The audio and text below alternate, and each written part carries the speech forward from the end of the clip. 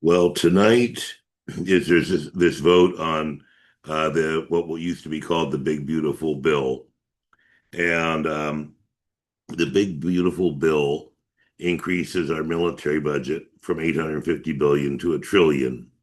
And what we want to do is we want to move our country towards a productive, functional quadrant of the economy. And this is a nonpartisan or bipartisan assertion. The question is, how do you do that? So now I'm going to give you an example right here. So here is the four quadrants of society or the economy, an XY coordinate system from productive, non-productive to productive, and from non-functional to functional. So what we want is we want to get everyone into the productive functional quadrant of society, being able to do something that contributes to our society in terms of contribution of wealth. And wealth could be pottery, gardening, education, housing. Wealth is what they used to call in economics utilities. Um, Everyone's free to pursue their own utilities, but we do want to look at what's called normative economics, which is what is something that is good for society. And this is the problem the U.S. will have in competing with China, is that China has an industrial policy, and the U.S. relies on its industrialists to produce most of our industry and technology, which so far has worked out. But that is under a threat today. If you want to look at China, outperforming the U.S. in patents and scientific research, and number of engineers graduated, and all of that. So, so if you put money here into what I call the non-productive functional quadrant, it could be non-functional as well. If you have a soldier who's addicted to drugs, I guess that's impossible, but or is in some way um, non-functional or function impaired, they could still be deployed into the welfare warfare state. The non-productive functional quadrant involves, in part, guarding your stuff from getting stolen. And when that goes out of control through, and this is where we should, on a bipartisan basis, agree that we should negotiate long-term deconfliction with the other great powers such as Russia and China and India, so that we can focus on peace and economics, and we can move all that money out of this guarding our stuff from being damaged by others into real wealth creation. And this is what Eisenhower said: for every soldier, you're missing a teacher or a doctor. So now, the issue about stripping everybody of their medical care, um, that is, analyzing in terms of the four quadrants, gets into the discussion about a public and private sector. So, what I found is that if you took a community and you made it completely self-sufficient through high-tech microeconomy of scale using computerization and things like micro foundries, and this was before 3D printing. So now with 3D printing, the community can be self-sufficient. What I found back in the 90s when I was studying this in school is you would need at least 100,000 people to basically produce 95% of what you need. And this starts getting into driving down demand. And because if the community produces what it needs, if you reduce demand, you reduce the workload on the community. So it changes the whole model. Um, and the way you do this um, without coercion is you have to organize those utilities you need, which I think we're going to find on this page further down. Here we go. So you've got a necessity economy, and you've got a optional or discretionary economy. And what I suggest is that this optional market should be free market. And also, if you have eight co-ops inside this community, if you became a member of eight different co-ops, communications, university medical, certain trades, food, shelter, clothing, medicine, education, transport, housing, all the basic things that you need.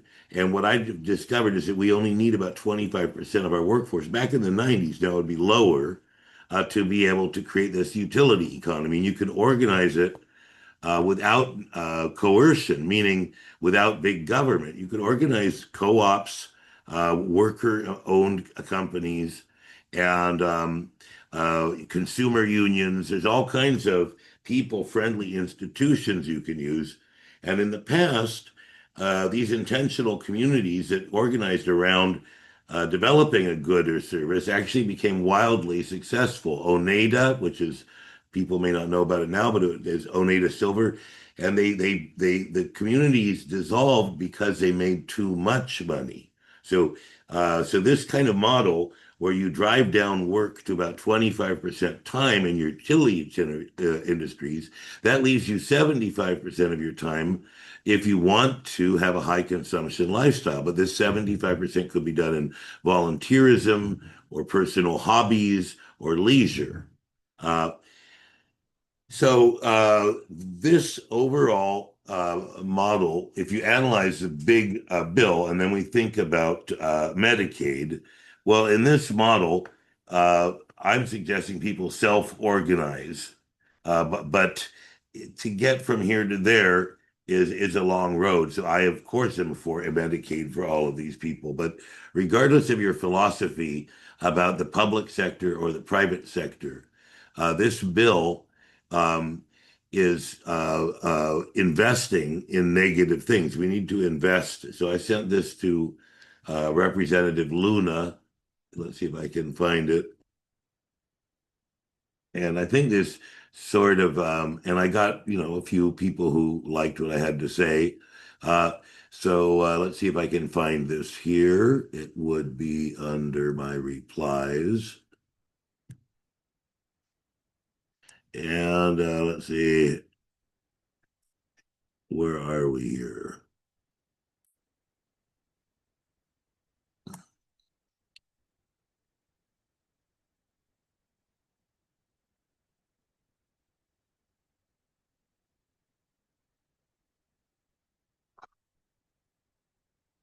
Here's where we want to see it. Not quite, not quite. Okay, I know where it's in my notifications. Sorry.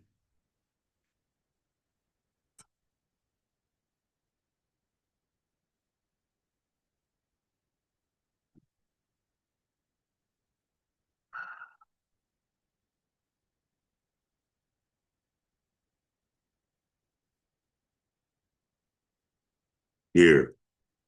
So to focus on real wealth creation, we need to create peace, get all the powers to cut on their military spending. We could put that into, reindustrializing the United States, but with a 21st century model and looking at high tech.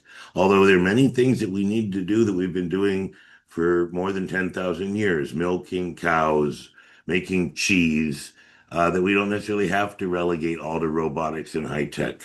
And that's the advantage of that automation of our utility industries inside our metro areas. So I said you need at least 100,000 people to be able to have enough staffing to create a microeconomy of scale. But in order to compete with China, we have to have a national industrialization policy, and there are other reasons to do that as well. And that policy needs to be oriented on modern technology. So this idea of investing in oil and coal or having subsidies for them is not good, and we should invest in solar, wind, battery, electric. It's clean and virtually free, which is why the monopolies don't want you to get it. They want you to get something that they can buy and sell to you. And you can't uh, buy and sell the sun and wind as easily as you can buy and sell coal, oil, and gas. So look at all these spending in the bill, what it does, and then there's another issue. So this, way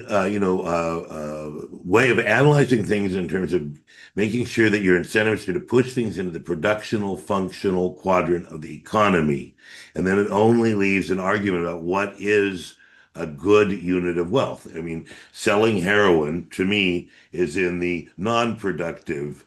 You could be non-productive functional, sell heroin to a junkie who would then be who could be a productive and non-functional person. That is, they're deployed into a productive industry, but they themselves are non-functional. They could be non-productive. And for me, whether you're a junkie, a dealer, or you're making arms or you're a policeman, that's not productive. You do need some police and some military, but the goal would be to shrink those as much as possible. And if everyone shrinks those things equally around the world to some extent, you don't have to be fearful that you're going to be invaded or your community's looted. So, uh, this is the other issue, which is trying to do supply side economics through tax cuts to the wealthy, claiming that later on that will create a boom of revenue that will lead to new taxation. Um, and of course, I oppose increasing tax breaks to the wealthy because the wealthy are already getting more and more of the pie every year. They've gone from having 20 or 30% of the pie to having 70 to 80% of the pie.